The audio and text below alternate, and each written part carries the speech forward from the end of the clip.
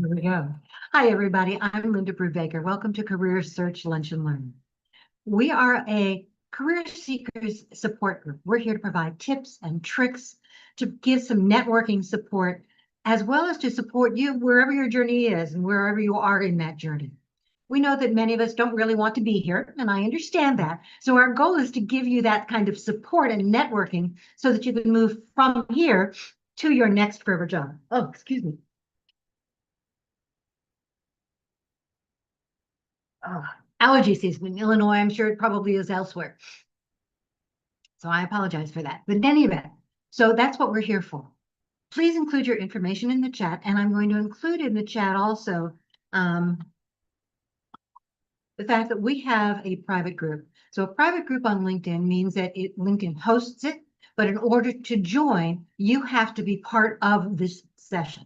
We want to make sure that everybody is here and there to support one another and that they're really part of the group. We have over 450 people as part of that group now. It's a great networking tool, a place to share advice, share jobs, ask questions, get support, and do that kind of network. As I said, I'm Linda Brubaker. I am a career transitions coach or a career coach, and I've been doing this now for the past 8 years. But my experience is based on over 20 years of experience in human resources, everything from an HR business partner to a hiring manager, a recruiter, a talent acquisition manager, and even an external recruiter, executive search consultant. We used to actually call them headhunters. But that's what my experience is based on. And so the information that we share with you today, and I'm going to let Ken, who's another career coach, share his information in just a moment. But it's based not only on our own experience, what we know works. The fact that, for example, I know that 920 of the people that I've worked with since I went into direct career coaching have actually gotten offers. It's also based on the research that we're constantly doing about what's going on in the market, what other career coaches are saying, what hiring managers are saying, what HR recruiters are saying, and external recruiters. We're trying to get information from as many different sources to be able to give you accurate information about what this job market is all about and how you can best present yourself to do like Debbie did and get that offer. So that's one of the things that we're all about. Now, I said that we don't really sell, and we don't. So I'm going to include my information in the chat, and that's my sales call. I support this program. This is my labor of love. I do this as my way of giving back. And I've done this now for over 8 years. Actually, I started my first one, I think the week of 2017 actually was when I started doing these programs and went online in 2020. But I support these programs by doing private coaching. So if you're interested in that, I would love to work with you on every aspect of your career search, from strategy to engagement to your LinkedIn profile to your resume to interview prep. So any aspect of that career search, whether it's looking for that next forever job or making that career change, I'm here to support you. So I will put that information into the chat as well. And we're going to get started in just a moment, but I'd like Ken to introduce himself, if you're willing, Ken. I am Kenneth Lang here, Northern New Jersey, just getting over COVID. So excuse me a little bit if I'm a little bit hoarse with my voice. I work at Leac Harrison as a brand specialist, helping support job seekers in all different ways. I'm here to support Linda and everyone else. One of the things I've done most recently is focused on my business, working not just as a SCORE mentor, but I'm going to be starting working for the state of New Jersey as a paid consultant, working with small business owners to help them with their strategies, and that's something which has been in the works for a while. It's in addition to the SCORE stuff, but the problem with SCORE is it's losing its funding now from the federal government. So the states are looking for different ways to implement things. I'm here to help support all of you. I love to meet people in person. I've been doing that for the last couple of years or so. I've done my weekly sessions. I used to do them on Tuesdays from 1 to 2. I stopped because I just got tired of just doing stuff online. I wanted to meet people and learn from people. And happy to see so many people here I've gotten to know over the years. All I can say is you're not alone. All of us are here to help and support you. Just avoid a lot of noise if possible. It's out there all over the place. I did another post today about the stuff. I still get stuff even though I'm not looking for a job. I get those, so the same things, and I've just started to figure out how I'm getting on the lists. But the best thing you can do is come here and learn from other people and ask questions. No such thing as a stupid question. No such thing as a right or wrong answer. That's definitely a mindset that you want to get through. And Linda, I'm happy to support you any way I can, and we will get together in Chicago sooner rather than later, for sure. That sounds wonderful. I appreciate that. I love that. I missed you all in Detroit, but hoping to be able to do something soon. And I Yep, want to hear about some of the work that you're doing with small businesses too. sure. That sounds really interesting. Okay, guys. So that's who we are and what we're doing. And what I want to do now is I want to, okay, start with some quick wins. It's one of our ways of supporting each other. So if you have a quick win, I'd like you to raise your digital hand and share with us so that we can, okay. I'm going to start with Debbie. Okay.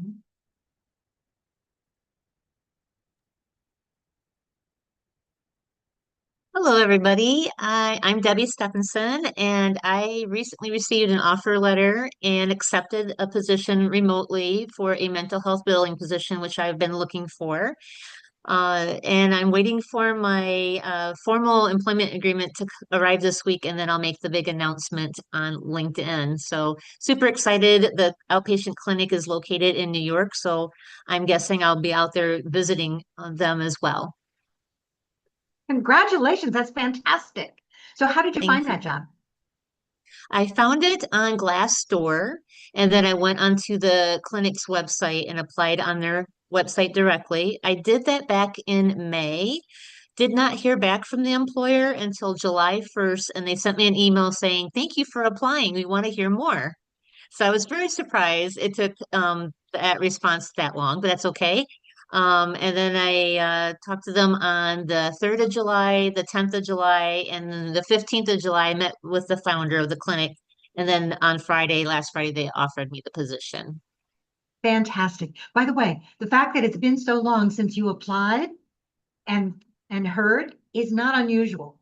The longest that I heard was somebody who applied in November and didn't hear until May. Yeah. Okay. By that time, they were no longer interested in that role, but that's the kind of thing that happens sometimes. So congratulations. I'm really happy for you. Keep us posted and Thank let us you. know how it's going. Will do. Thank you. Uh-huh. David, unmute David. David, unmute.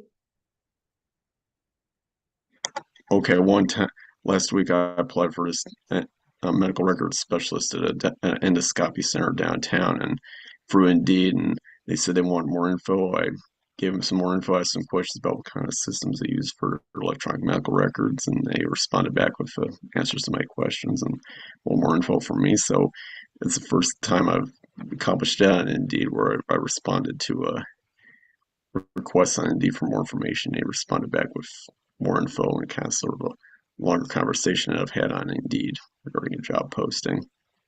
So David, did you actually apply on the company's website?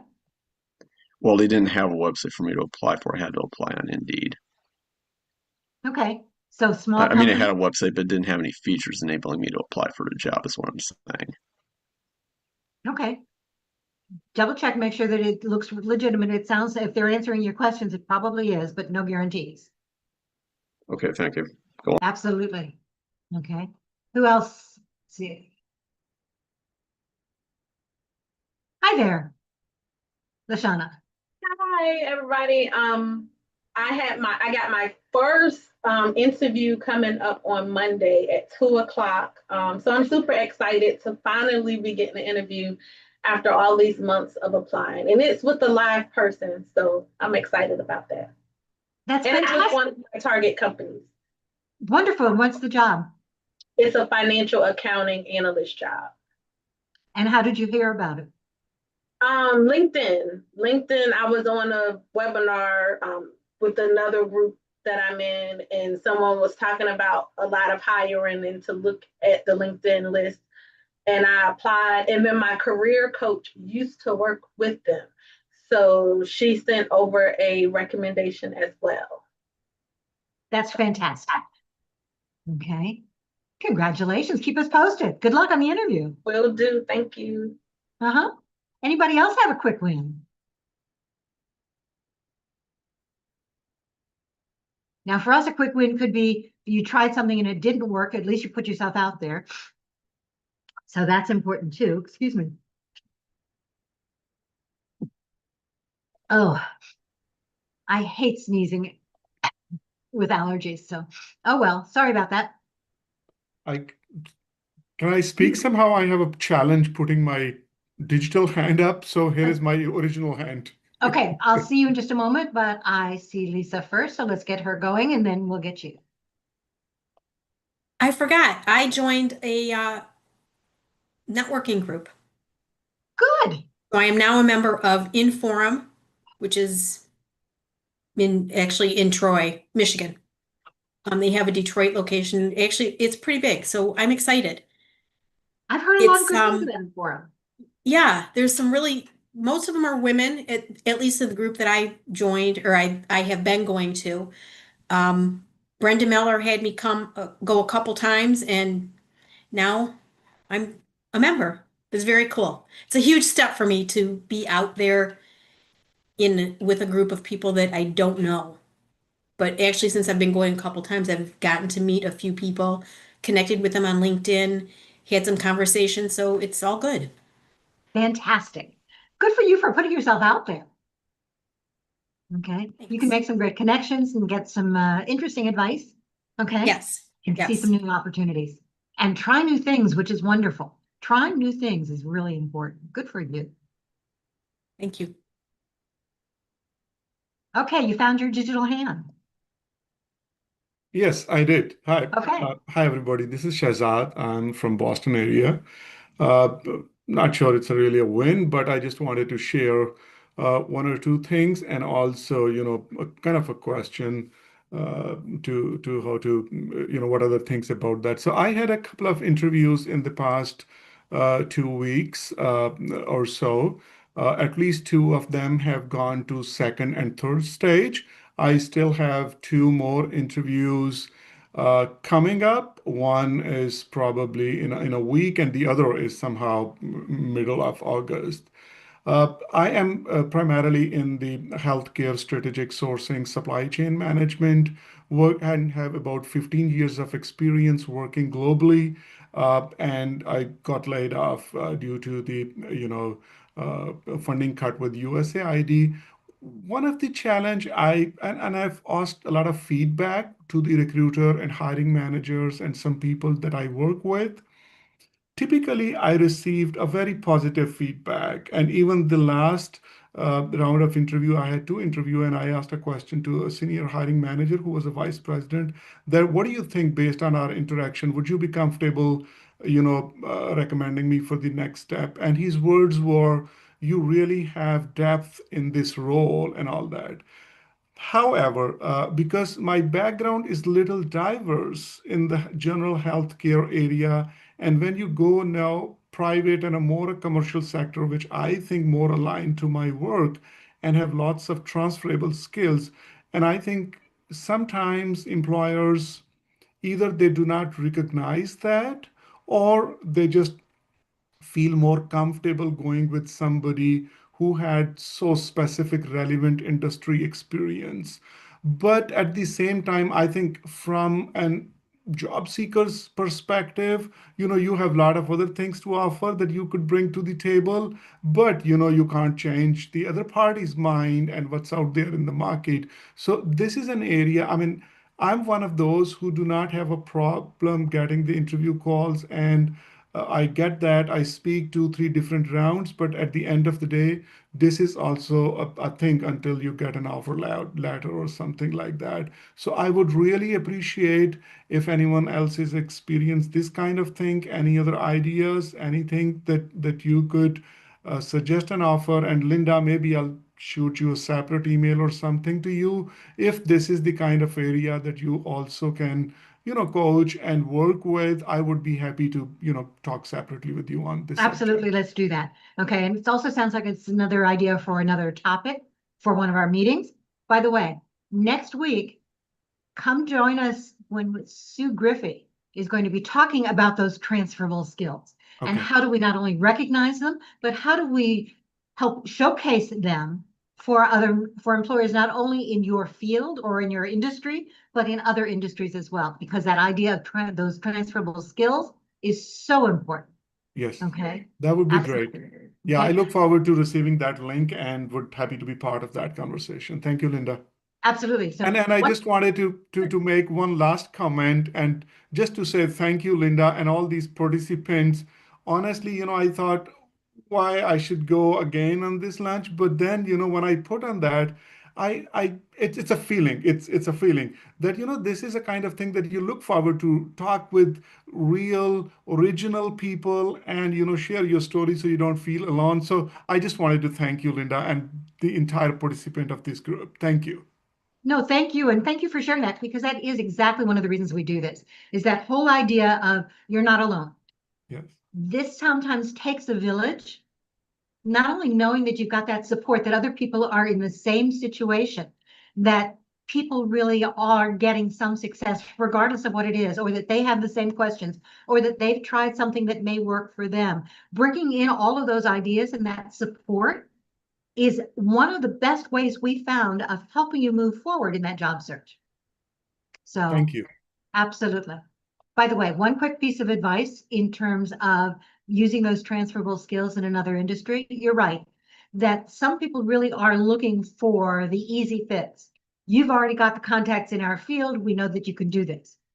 However, if you've got the transferable skills, if you've got the experience in another related industry, use that not my industry as a win, not a bad thing. I'm coming in with best practices. I know how this works in a variety of different industries. And what I bring to you is that best practice, those skills, that experience, and what I'm going to learn from you. I'm not coming in with preconceived notions of how it should work here. So in effect, I'm going to be bringing my experience, helping you start fresh by asking the right questions to make the right decisions, the right contacts, and move forward.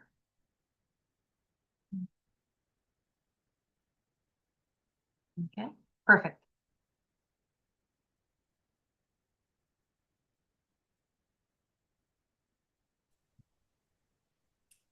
Hi, thanks for unmuting, Linda.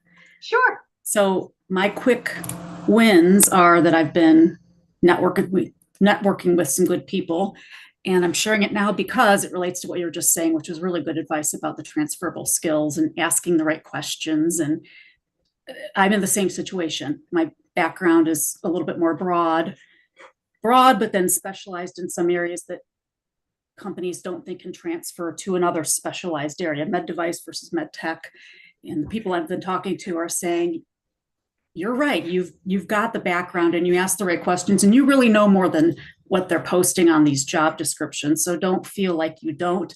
And when you get in there and talk to them, say those things. So just echoing what you said, but also when you have transferable skills, it's the smaller companies that recognize it. The big companies don't. And usually you're talking to middle managers or people who don't understand the breadth when you're interviewing with a bigger company. When you're with a smaller company, you're closer to the top, and they do recognize the need for all the skills and how somebody who has a diverse background can be of value to them. So one of the things that's important is it's up to you as the job seeker to make that clear to somebody else. Don't expect them to look at your resume, your interview, your LinkedIn profile and make that jump to here's what you can do for me. It has to be phrased in their terms. It has to be something that you explain, because we can't read your mind. We can't see that link that you already know. It has to be done in a way that makes it really clear to us.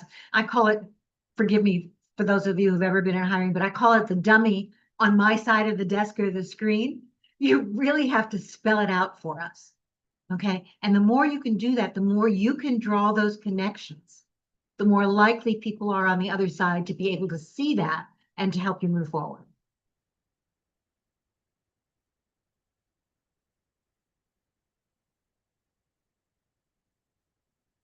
By the way, you'll notice that in the chat, I put in all in caps an idea for a new session because I'm planning now for August. So go ahead and add some of those ideas as well. Put in idea all in cap or topic all in cap and make sure that we can see it. It's my way of going back and double checking to see what kinds of things are interesting to you. I want to make sure that these sessions work for you. Second is if you have a question, please put the word question all in caps in the chat so that we can try and find you. I will admit that I don't always monitor the chat as quickly as I can or as completely as I can. So I'm going to try and do that. But by the same token, when you've got those questions, you're also going to raise your digital hand and wave at me. The last thing is that if you are new to the group and you'd like to introduce yourself, please put the word new all in the chat. Thanks, Barbara. So that we can get an opportunity to let you introduce yourself quickly to the group. Okay. Are there any new people here? First timers who would like to introduce themselves?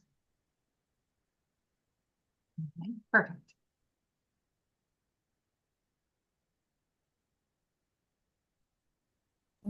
Hi, I'm Hilary Levitt. I was in telecom industry as a customer support network operating center manager and was let go due to management changes. I've been looking for a job since April. I did a lot of looking. I was trying to get into a customer success role. That's not really working. So I am falling back to customer support. I have a lot of transferable skills. I've done a lot of administrative work. My husband and I own a small business, but I don't get any income from it. And I've been trying to look every day. I've been trying to do a lot of different things. I've seen information from LinkedIn, from someone named Jeff Sue on how to leverage Google and LinkedIn. So I've been trying to do that a little bit, but it's hard to do the posts if they don't come out too frequently. I'm looking for anything at this point, but it has to be at a certain salary range. And I've had 2 interviews, but nothing else. Getting stymied on the resumes due to the ATS keywords. And yesterday I did have a session with Y.OS, which was very good. Refashioned my about profile and the header, and hopefully that'll help me a little bit towards my end goal of getting a job. Very good. Thank you for sharing. Thank you. And welcome to the group. I know you don't want to be here, but welcome to the group.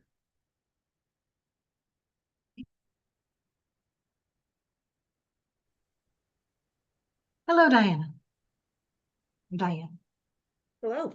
Hi, I'm Diane Folks, and I am in Northeast Pennsylvania. I was let go. My position was eliminated. Better phrasing. By the way, it's a mindset Yes. if nothing else. It's not that you lost your job. Your job lost you. Okay. Right. Your company lost you.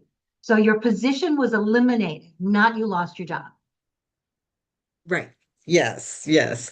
My position was eliminated, and I was hoping that that was going to be my last job. But things changed. The company, they were making an adjustment in their strategic direction.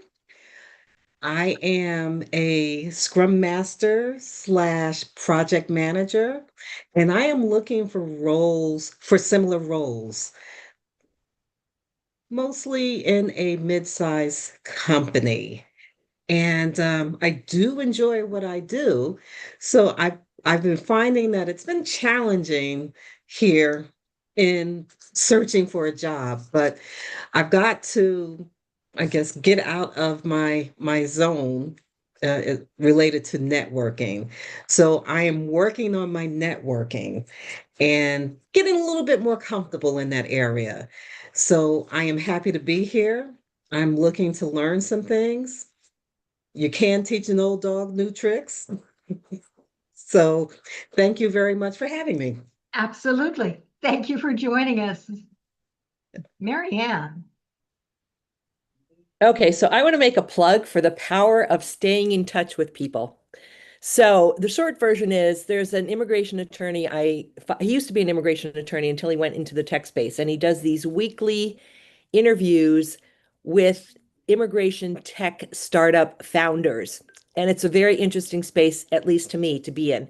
So I had heard the interview with this guy, and I've been commenting on his posts, and all of a sudden he reaches out and says, Mary Ann, I want to have a conversation with you. And I'm like, okay. So we had a really, really great conversation, and he's gonna introduce me to 2 companies that he thinks where I would be a good fit. So the power of staying in touch with people, that's something I do very well. But anyway, I can't stress that enough. And And it's not, post, go ahead. commenting on posts. That's where I wanted to go. Yep. Yeah, Because that's how you met him. You didn't Right. know him in person, right? I still don't know him in person. Right. But that's the point, is that you can develop these relationships. Right. You can get those networking connections by making those comments online Yep. and building that up. And absolutely, that's a great idea. Okay. Stay Perfect. tuned for further developments. Sounds good. Okay. Anyone else?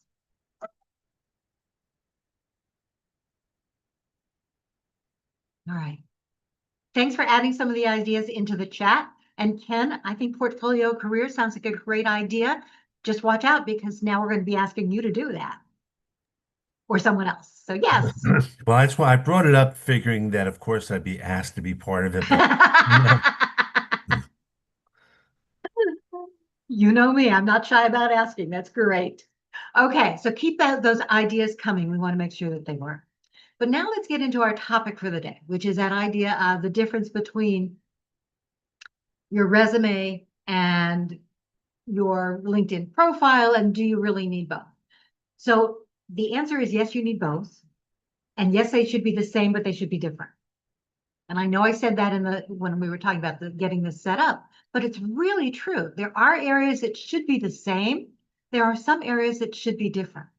So does anybody have any specific questions about that before we get going?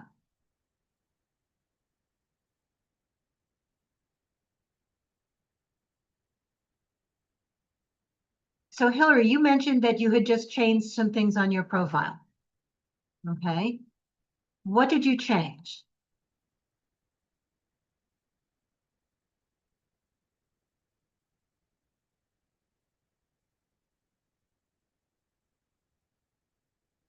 I can't unmute you, I'm sorry. Going back and forth between 3 different screens. So my role ended in April, and one of the questions I have, well, I left it like I'm still working there on LinkedIn, on the LinkedIn profile. But on my resume, since it's been 3 months, I did change it to it's ended.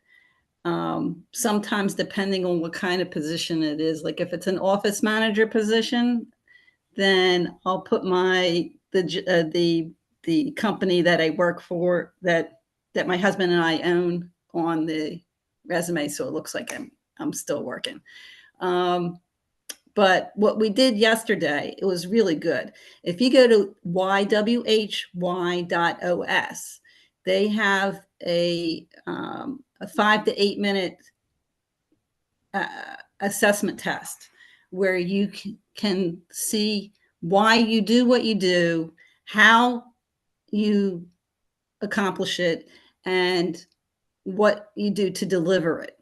And it's really good. And then you take that and you put it into ChatGPT along with your about profile, and you ask them there's certain verbiages that they use to make it resonate with what you do, and so you stand out to people. And I did that, and I also changed my header to make it stand out a little more too. We'll see if that works. I have no idea, but it was kind of exciting to do that.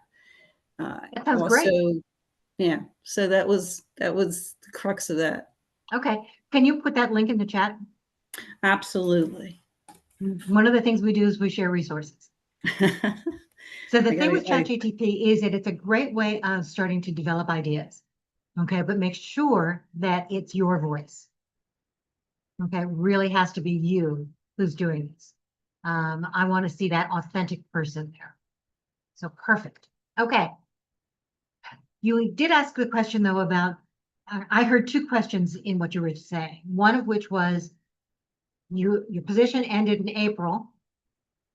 On your resume, you've listed it as April, but on your LinkedIn profile, you're leaving it open. And should you include your husband's company, you and your husband's private company, to make it look like you're still working? So two things for all of you. And I'm putting on two different hats today. Maybe I should wear a hat, but two different hats today. One of which is as a recruiter, I want to see that if it's been 3 months, 3 months is okay. If it gets much beyond 3 months, I'm going to wonder, okay, let's say it's been 6 months and you're still not with the company and you're still listing it as present. I may wonder and say either you haven't been very active on LinkedIn and not paying attention, or, gee, what are you trying to pull over on me? Okay, it's almost a red flag if the date on your profile and the date on your LinkedIn, on your resume, is more than 3 months apart. So my recommendation is, if it is more than 3 months apart that you've been gone, I would put that end date there and then add something new in as a current situation. Okay. I know that LinkedIn trainers will tell you it's really okay to keep it open. But putting on my other hat, I'm not sure. Ken, do you want to add to that? I'm going to look at this from a different perspective, and just because we tell people after 1 month, first of all. I was going to say I agree. Because first of all, if you've done some volunteering, that's okay too. But if I'm looking at your profile, and I do this with Lee Actaris all the time, if they don't match, I'm going to wonder why. That's exactly right. It's a red flag. And there's nothing wrong with you. You lose your job, you lose your job. Stuff happens. But the last thing you can do is just hide behind the current. And I go back and forth about this a lot too. I mean, the way it is now, people lose jobs all the time. It's not a shameful thing, but just show you've done something, anything, whatever it is. And I don't believe in using a placeholder job anymore. I don't think that's beneficial. If you're going to volunteer, that's fine, but don't have a placeholder job just to get behind the algorithm of LinkedIn, because no one even knows how the algorithm works. Right. And the algorithm keeps changing all the time. Yeah. But yes, so I would much prefer that it be the 1 month. Mm-hmm. I'm willing to let you go 3. I'm not willing I'm not. for my clients. I'm not anymore. Okay, perfect. And I'm moving more toward the 1 month as the end as well. By the way, there are some companies, okay, especially if they've done a massive layoff or any kind of a layoff, they have somebody go through profiles of people who've left. And if you're still showing as current, they will send you a message and say, please change. And if you're getting severance, that's not working. Correct. Because people say I'm getting severance. That's great, but you're not working for the company. Correct. And there's some people who will fudge it and say, but I'm getting paid through the next 3 months. No. It doesn't count. You are not an active employee. Right. Yep. Okay. And I really want you to be honest. It's one of those things about being authentic. If I can't trust you, even in that written material, how can I trust you on the job? Mm-hmm. So please put that in. And by the way, volunteering works to show what you're doing now. Taking classes, even if it's LinkedIn or it comes from your library, right? You can do that. By the way, I just got a message from my alumni association at Northwestern saying, by the way, we are offering some free Coursera classes to our alumni. Mm-hmm. Now, they're not a lot, they're not great, but there are some. But you can take some, check your alumni association to see whether or not they offer some of those courses. You can check your local library. Okay. You can check your local one-stop or unemployment office to see what kinds of classes they offer. All of those count as ways of upping your skill, showing that you're still doing something. So that's perfect. Okay. Thank you. Okay. So next question in terms of the resume versus the LinkedIn. By the way, on your LinkedIn profile, no more than 1 month. I prefer that it be right away. On your resume, it absolutely has to be the exact date. Okay. I mean, you don't have to put in month and day. Okay. Although you will on the application, but on the resume, that month that you left is the month you left.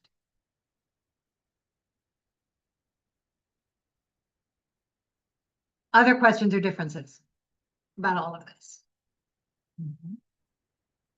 Thanks for adding your information, Hillary. So there are a couple of other things. Somebody mentioned the idea of trying to get a resume past the ATS. So here's a difference between your resume and LinkedIn. In both cases, we're really talking about what you're doing, what your skills are. On your resume, you're going to be talking about the skills that specifically match the job. Those keywords. On LinkedIn, you've got 100 different skills you can add. You don't have to add them all. But you want to make sure that you're adding those that are talking about the kinds of things you not only can do, but still want to do. So one of my recommendations with LinkedIn is that you go back through your skill set and you eliminate those that you no longer want to be found for, because think about those skills as keywords in the search engine that LinkedIn is.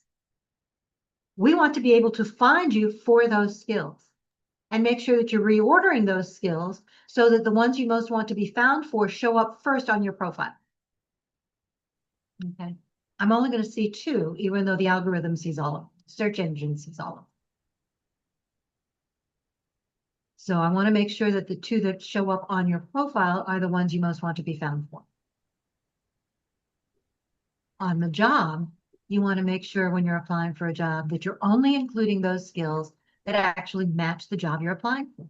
So here's another difference between your resume and LinkedIn. LinkedIn is generic. LinkedIn is broad. LinkedIn gives you the opportunity to go much farther than the resume does. The resume is very specific to that job, which is why it should be changed every time. And in terms of the ATS, you don't really need to worry about it as long as the ATS can read it. Now, when it reads it, it means plain, simple formatting. I know, dull, boring.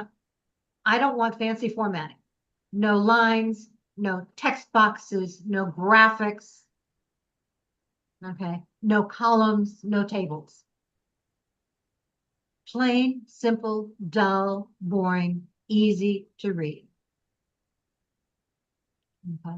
If that's the case, then the ATS can read it. Oh, and by the way, make sure that your information is not in a header. Your contact information that's in a header, I can't find it always. Some of the ATS systems don't read information in a header.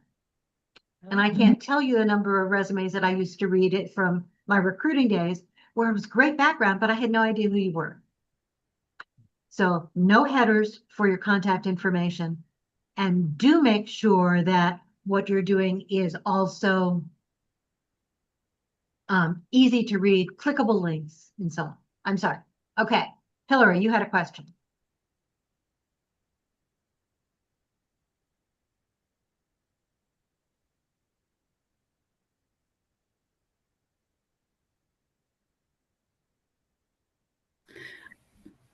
Well, I changed my mind. I mean, I have lots of questions all the time. That's one of the things I do is I dig deeper and deeper until I get the answers that I need. That's what we're here for. Yes. So, you know, a lot of times when you ask ChatGPT to recreate your resume, it'll put in a bunch of stuff that's not actually accurate to your experience level and what you know. I mean, somebody at this other seminar for the WHO was mentioning that you could take all the keywords, stick them in white lettering, and then Do not. plop them in Do there. not. But I, No. you know, I'm like, I don't know about that. No.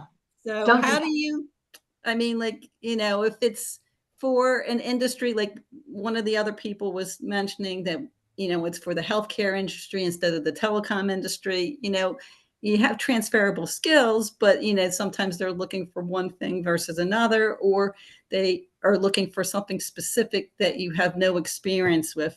Do you just leave that off? And then you're 35% of what, you know, when I go to all these recruiters, they're going, oh, you only have 35% of the keywords and you can't get, you know, I'm not going to help you unless you pay money for a resume writer. And I've spent money on a resume writer that did absolutely nothing. So I don't want to really go that route anymore. Okay. What do you suggest for this to get the interviews? So number one, if you match 75% of what the job is looking for, apply. Okay. Okay. Yes, the ChatGPT will hallucinate. Okay. And that's really what it's called. It brings in information that isn't there, that isn't relevant to you, which is another reason why ChatGPT may be a starting point, but it is not your end point. You have to really make sure that it's not only your words, your voice, but it's also your experience. Never, ever, ever include anything on your resume in white lettering. It is an automatic red flag for many ATS systems. Not only are they doing that, but they're kicking that resume out. Okay. It is. What are you, what tool are you using to check to see if it's 35% or 70? No, I mean, are you using Teal or? No, you don't need to do that. You know, you're looking at, you could use Teal, you could use JobScan. Okay. But think about your own experience. If they're asking for A, B, C, and D, and you have Right. A, B, C, it's a job to apply for. Now, are you using metrics on every single statement? Like, are you doing percent of this is done? Are you doing it with time-related metrics as well? Because I can't do that with the kind of experience I had. And metrics are wonderful. Again, come next week, because we're going to be talking about how to talk about some of those transferable skills. Okay. And how to quantify the unquantifiable. Okay. Because there are a lot of us that have jobs where we can't put numbers in, but you can still talk about how what you did, for example, in customer support, increased customer retention. Right. Right? Okay. Solved customer problems by X, you know, X%, or you were able to solve, and you can come up with your number, 95% of all customer problems on the first call. Whatever it was. That's still a metric, even though it's not some of the ones that we can standardly or normally think about. Okay. But there are ways of doing that. In terms of looking at some of the ChatGPT things, yes, they hallucinate, they'll bring in information. If it doesn't match, you take it out. Don't worry about matching every single word in the job posting. Truly. Think about what's really important. And those are the skills, those keywords that you want to add. You want to add them in a section up at the top so that they're easily found for the dummy on my side of the desk or the screen. You want to So make the skills should be before the experience? In my view, yes. I don't know about Ken. Okay. Ken says yes as well. Okay. Definitely, because you want to get their attention right off the bat. If you scroll it down to the bottom of the second page, they may not find something that you're looking for. We may not even look at the second page. Exactly. Okay. The ATS will find it no matter where it is. Yep. The ATS will find it whether it's in the resume or the cover letter. They don't care where it is, as long as it's not in that white lettering. Okay. But for me, you have 2 to 9 seconds to grab my attention. That's it. It's the same thing for interviews too. It's that first impression. So you need to upload, front load your resume for that job with the things that show that you not only know that you are applying for my job, not anybody else's, that you are a fit for my job and you know what the job is, you want to do it, here's what you can do for it. Okay. And then if you can, we put in a separate section as well that it's either called highlights or accomplishments, which really highlight regardless of where the job was, what you can do specifically for me that makes sense for this job. So that's one of the differences between LinkedIn and your resume. Your resume is very specific for that job. Your LinkedIn profile, and it's short. Your resume can be no more than 2 pages. Okay. My view, because honestly, that's all I'm really going to read. I may not even read that second page. Okay. Unless you're really intriguing me in the front. But your LinkedIn profile can be longer. They should complement one another. They shouldn't necessarily be the same. Oh. Okay. Michelle, that's a great question. I'm going to get to you in a second, but we've got a couple of hands raised first. Thank you. Bo. Hey, Linda, something that you mentioned that I just want to reiterate to everybody. You talked about reordering endorsements of skills. And so not long ago, you taught us how to do that. When I went into mine, what was showing up on LinkedIn at the time was like 1 or 2 endorsements. However, when I went through to reorder it, there were 20 there for marketing. There were 9 there for networking. And so I was really hindering myself by not doing that. So take a look on LinkedIn at your skills, at your endorsements, and reorder them. And Linda can tell you how to do that, but really smart thing to do. 2 other things just real quick. If you're in the Chicago area, there is a job fair September 18 at the St. Charles Library from 10 to 2. And there's a job fair coming up at Northern Illinois University on October 8 from 1 to 4:30 p.m. out in DeKalb at the Convocation Center. And I put that info in the chat. Perfect. Thank you very much for sharing that. You're welcome. Pam. Hi there. Regarding the skills section up top, I was at a conference last night. I did a workshop on surviving unemployment. It was a full day workshop. We talked about some of the things we talk about in all the different networking groups. And we spent a fair amount of time on resumes. I also had 3 different hiring managers, people who functioned as a hiring manager within their departments. And when I got to the section about putting skills up top, they all said, we don't want them up top. We don't care. Oh. We want your accomplishments up top, and then we want your experience. You can put the skills at the bottom. These were hiring managers, not TAs. And so I'm just sharing that to say that I think there's maybe not a rule on this. There are, when it comes to any of this, these aren't rules. For real. Okay. And you're going to hear different things from different people, but I will tell you that the hiring managers that I have worked with, the hiring managers that I keep in contact with, and all the research that I'm finding says not only do we want those accomplishments up top, but I want those keywords. And it's a way of triggering in my head. You know what this job is, and you can tell me what you can do related to it. Yeah, the accomplishments they agreed way up top, and the experience way up top. Exactly. But the keywords, again, these were folks from companies like Airbnb and SAP and yeah, I mean and major people. Right, and that's wonderful. And you can do it however you like it. But I will tell you from the standpoint of the majority of talent acquisition people that I talk to, and they're the ones who help you get your foot in the door.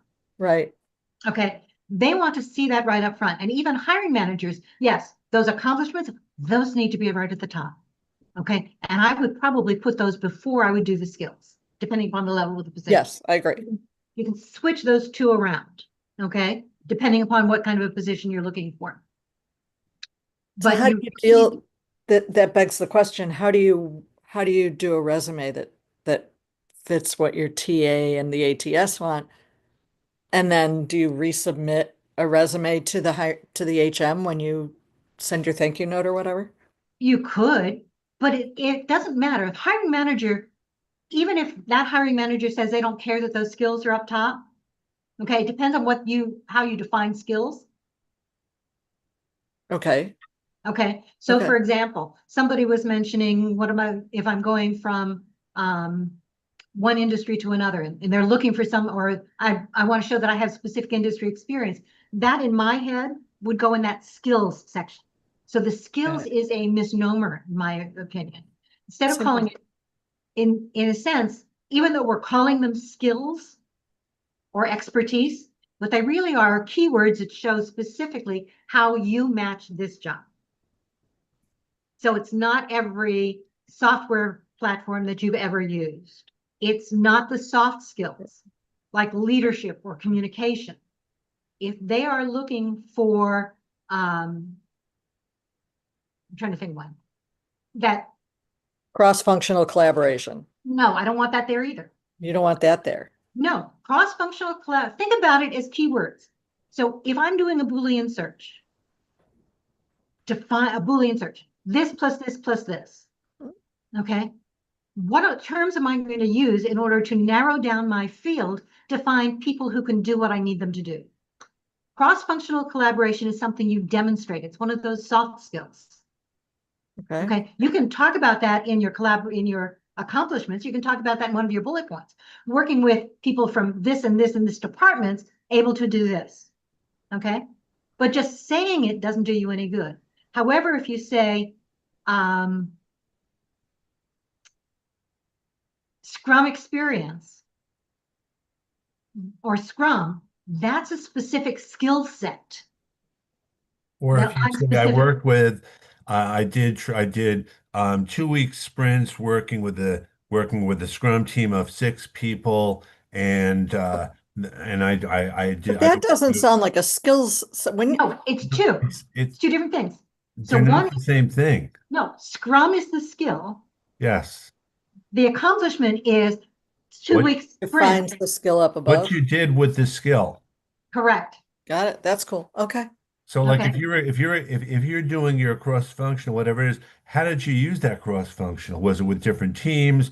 Was Right. it with different industries? Was it with different vendors? I don't know. But Right. I understand. I'm thinking about the skills section that Linda talks about when she says, 3 columns, 6 to 18 items in there. That's not a descriptive. It is not a Oh, descriptive. It is a, no. It is it is a- it's a hit me in the face. Here's what you're looking for. Here's what I got. Yeah. And that's really the purpose. It's for those dummies on my side of the desk or the screen. Honestly, okay? It's hitting me in the face with, here's why you need to talk to me. Oh, now I want to see what you've done with it. And you want to eliminate some of those buzzwords like clear communicator Oh, please. or or Experience. things like that. Yeah. No, I don't want that. okay. Thanks. That's Yep. helpful. Good. David. Yes, thank you. Regarding my LinkedIn profile, I think it looks pretty good, and as far as I can tell, it's more or less completely filled out. But it has not been drawing a lot of attention from recruiters who haven't been messaging me. Is that a problem with my LinkedIn profile, or just my situation where they don't have something that fits what I have? It could be either or both. It also could be lack of engagement, David.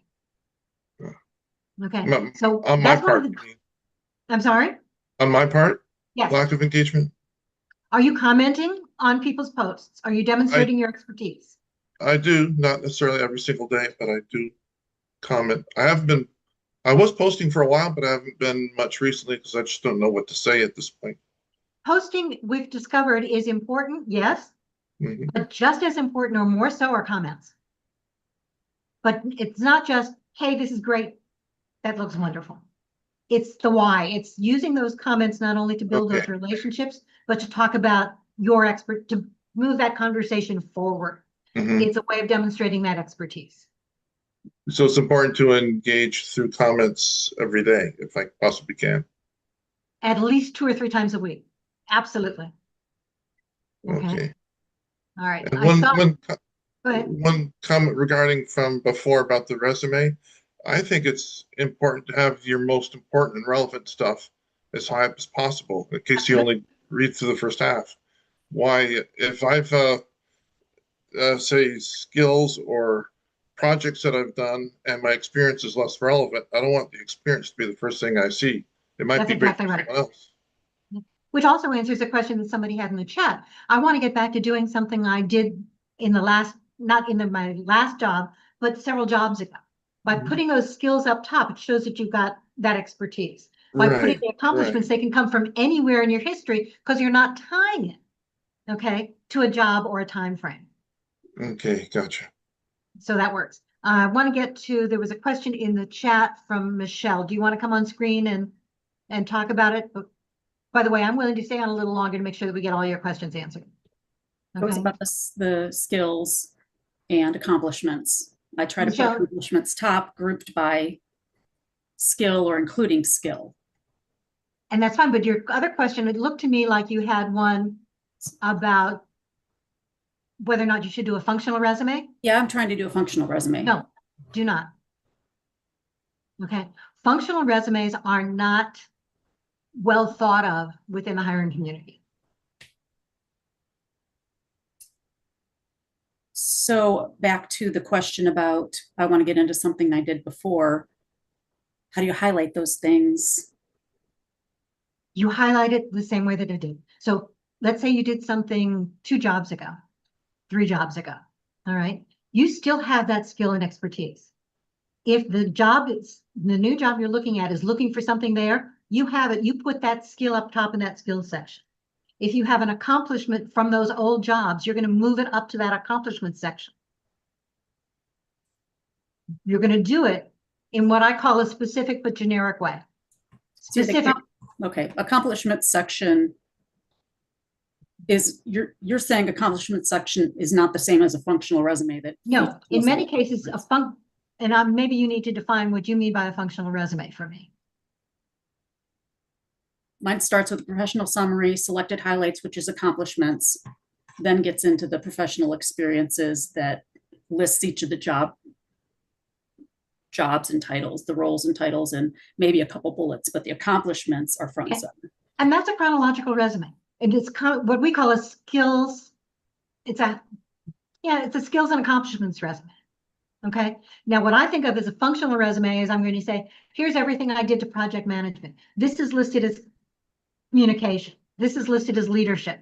Don't do those. Hiring managers, recruiters don't like those at all.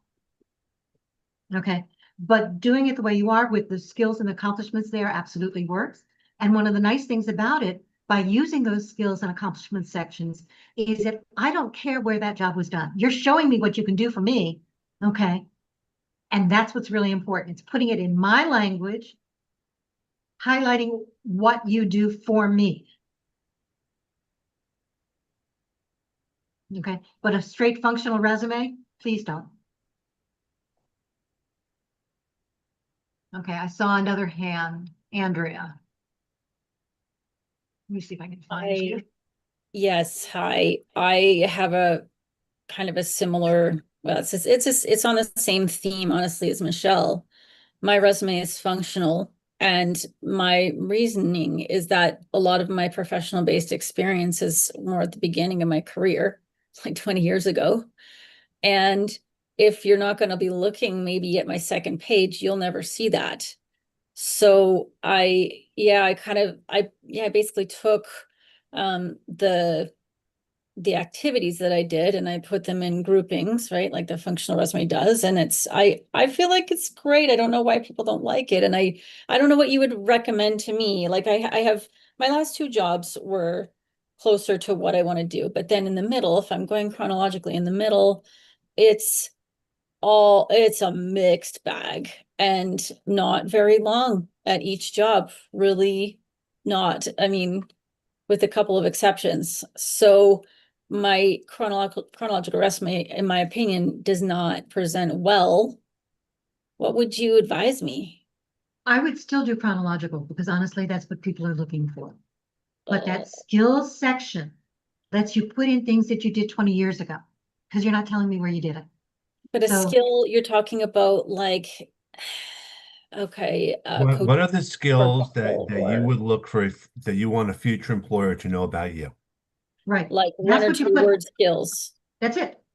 Yeah. And then in that highlight section or accomplishments, I don't care how long ago it was. Well, that's what we do at Lee Act Harrison. People put accomplishments there from 15, 20 years ago that are just as relevant, but you're not dating it there, so no one has to know. And you're not telling me where that company was. So I'm Exactly. not going to necessarily find it or look for it there. It's going to be that way of saying, ooh, you've got an idea that you did something there. I want to know more. Tell me how it works for me. So Not when did you do it? I could probably take this, some of this, like I don't necessarily have accomplishments that I can remember from 20 years ago. I know what I did, but it's like I can't go back and be like, oh, you know, Right. customer retention was increased by 15%. Like I can't do that at this point. But so if I took like some of my strongest like points from the functional and stuck them in an accomplishments section, does that work? It might. It depends on how it's phrased. Remember, accomplishments are not tasks. They always start with an action verb or a result. How long should an accomplishments section be? I don't know what your view is, Ken, but my thinking is no more than, normally I say 2 to 8, and 8 is really pushing it. I would go 2 to 6. Really? It's so short. Accomplishments, I would say, first of all, you want to make sure the accomplishments are chronological from the best one to the least best one, if you will, too. Oh, Because okay. the eye kind of reads that way. Exactly. Okay. But think about 4 or 5. I mean, don't overdo it. You don't want to. No. I think job seekers have a tendency to overthink things. No, The and rules that's change all the time though. So it's like nobody necessarily is like, okay, these are the rules. This is the way you do it. So I mean, unlike the service you guys are providing. there tend to isn't one someone- right or wrong for any of this. No, there isn't. I would say something different for someone else. And I don't know you, Andrea, outside of this conversation. But I have a feeling you've done things that you probably don't realize are very beneficial to a future employer. You should take them for granted. Well, I just have them in the functional section. I feel like they work well that way. But the problem is that if nobody reads it that way, Yeah. Mhm. it's an issue. And not only that, what happens with a functional resume, if I'm putting on my recruiter hat and also my hiring manager hat, and Mhm. all the hiring managers I've dealt with, they look at it and they say, what is she hiding? Yeah. Mhm. Yeah, well, if they look at the chronological section that I have, like I have the jobs listed down below the functional section, they'll That's the see, point. oh, okay. But that's not the point. I may not get to that. Your format, and I know that that sounds awful, but may turn people off because it's an initial, why is she hiding it? What is she doing this way? The Mhm. second thing is that you've got 2 to 9 seconds to grab my attention. And I want to see how you match my job right up front. I want to see that those skills that match my job. I want to see those accomplishments right up front. I don't care where they are right now. I'll read through the rest to try and find it. Okay. Sorry. Okay. Do you have a good sample or two of like an accomplishment section that we can see? It varies so much from person to Yeah, person. really. It's like you Yeah. could do a search online or in Mhm. ChatGPT to say what are some of the recommended accomplishments for filling the position, and just see Right. what comes back. And you have to see whether or not they match what you do, Yeah. okay, or what you have done. Okay. We can talk privately. Okay, I put my Same with me too. If you want to have a conversation, no Yep. problem. I mean, it's really up to you. Thank So you. I put my link in the chat as well. Yeah. So there's all of that that's going on there. And we'll do another session on resumes as well, because obviously it's a big deal. Okay. And we really didn't talk much about the difference between your LinkedIn profile and your resume today. We were really talking more about resumes. By the way, Ken, would you put in your link to Lions, Tigers, and Resumes? Oh, you mean the actual conversation we're going to have on Clubhouse, or? Yeah. Sure. Okay. Now So you're getting me. Let me find I it. know, sorry about that. I've got it someplace in my calendar, but so there are lots of different ways of talking about resumes, lots of different things, and we're going to do another session. Obviously, this is one that we need to do again. Let me put it in there right Okay. now. All right, this is the link on LinkedIn to the Lions and Tigers and Resume. If you have any questions, reach out to me. You know, Virginia, Franco, and Claire, we're all very happy to have conversations. I mean, we don't bite. Right. We're not scary people. Obviously, neither am I, and I'm happy to have a conversation with Yeah. anybody. Okay. And our goal is to help you. That's what this is all about.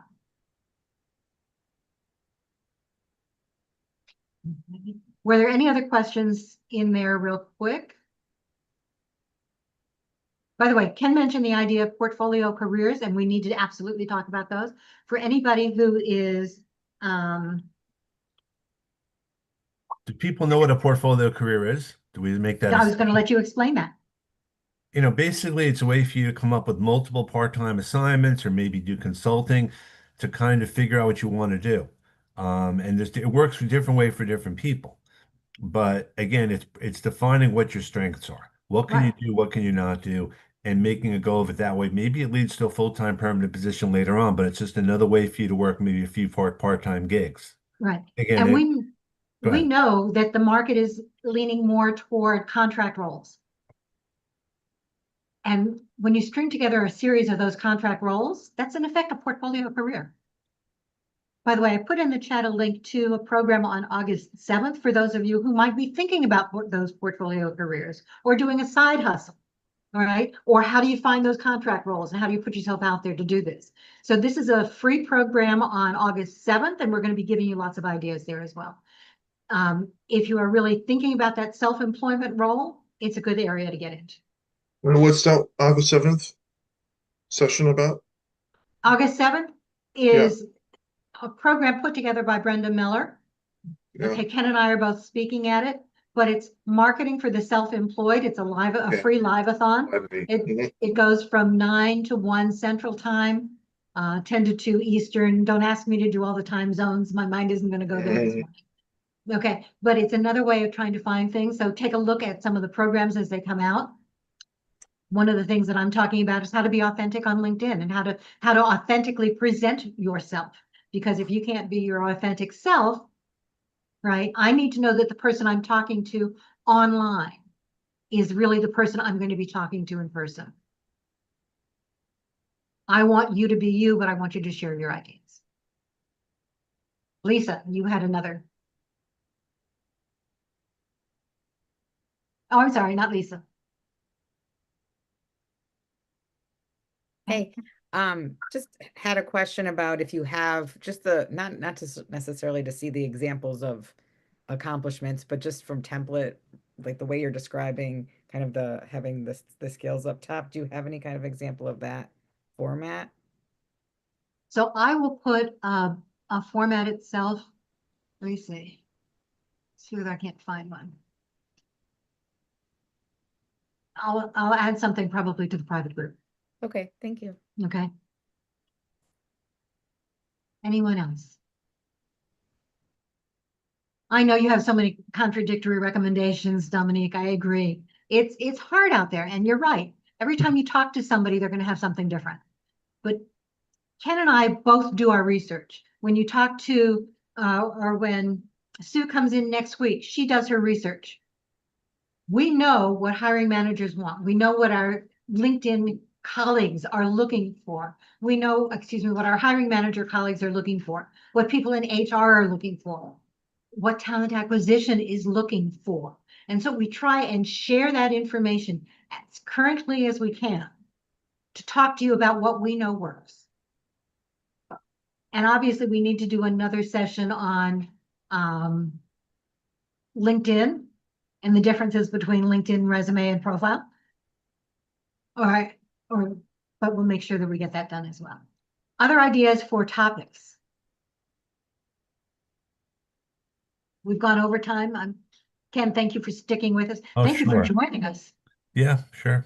Okay. Oops. So what else can we answer? I'm sorry. Okie doke. I think that's a wrap, huh? It's 10 after, so I'm done anyway. That's fine. I'm going to stop the recording. Okay. And what I'd like you to do is reminder to join our private group.